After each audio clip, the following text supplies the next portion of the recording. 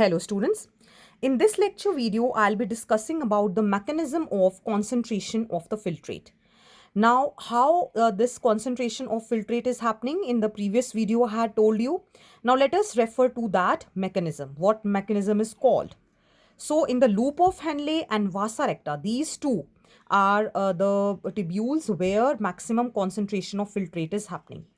In the last lecture, I told you in the video that in the descending loop, water is moved outside, and in the ascending, water is absorbed and the electrolytes are moving outside.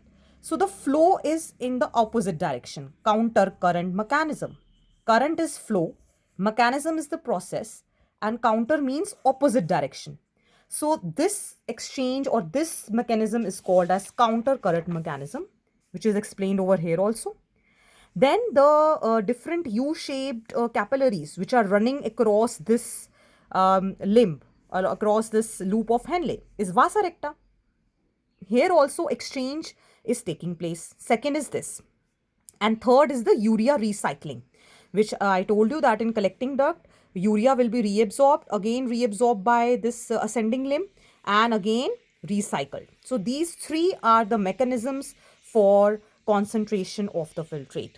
So here the point to be noted here is that because the descending limb, it is releasing water outside, so it is the filtrate is being concentrated. We can see in osmoles per liter, the concentration is measured.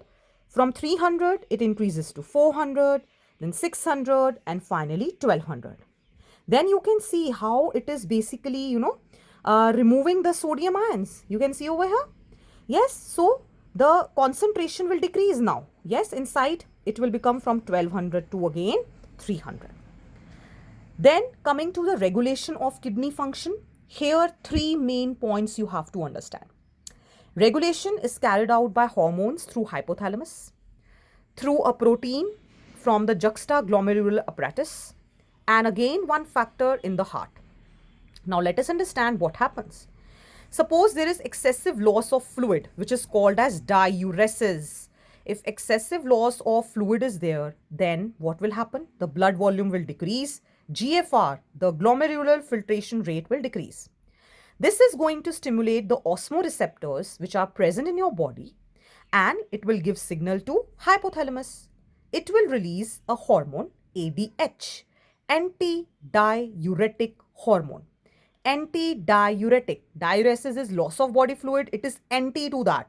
Means it will prevent the loss of fluid. Vasopressin. It is also called as vasopressin. Means the vascular tissue, which is our blood vessels, it will start constricting it so that the pressure increases and GFR increases. That is how it is maintained. Next is JGA, which contains JG cells, which releases renin protein. What this does? It converts angiotensinogen to angiotensin 1 and further to angiotensin 2. This angiotensin 2, children, is a very, very powerful vasoconstrictor. It will constrict the blood vessels, it will increase blood pressure, and thereby it will also increase the GFR. Further, it also activates the adrenal cortex and it releases aldosterone. What aldosterone will do? It will start reabsorbing sodium and water in the DCT. It will also increase blood pressure and GFR. Together, because renin and angiotensin are working, it is called as renin-angiotensin mechanism. Next, if such increase is there in the GFR, one mechanism should be there which has to reduce the GFR.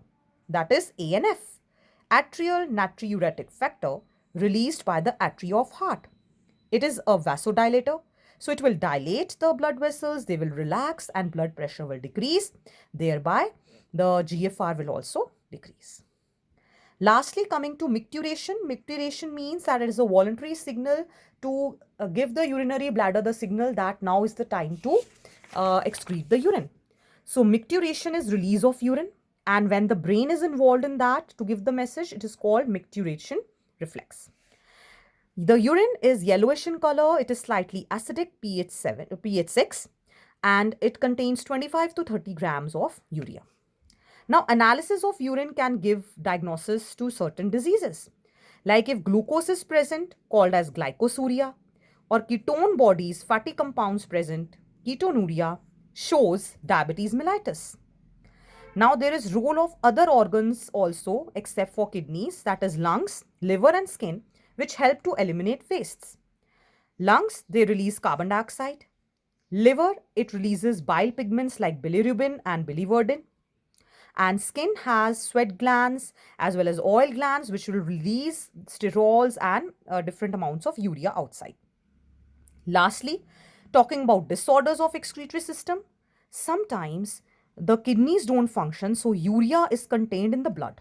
Such situation is called as uremia, and the person has to get that removed artificially through hemodialysis. So this is also called as artificial kidney.